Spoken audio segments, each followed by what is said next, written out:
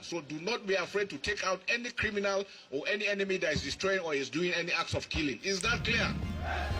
But like I've told you, this is FlipTV News. Stay informed, stay connected, and don't forget to like, share, and subscribe.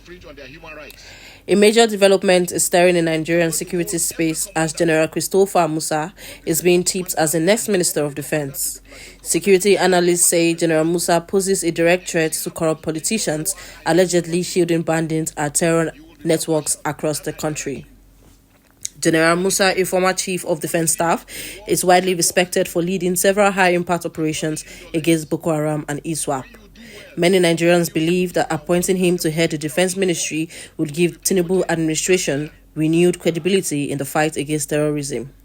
Sources within the presidency confirmed that Musa met privately with President Bola Ahmed Tinubu shortly after the resignation of Defense Minister Mohammed Badaru. According to insiders, the president informed Musa that he is being considered to immediately take over the position. Supporters call him disciplined, fearless, and uncompromising, qualities they say threaten those benefiting from insecurity.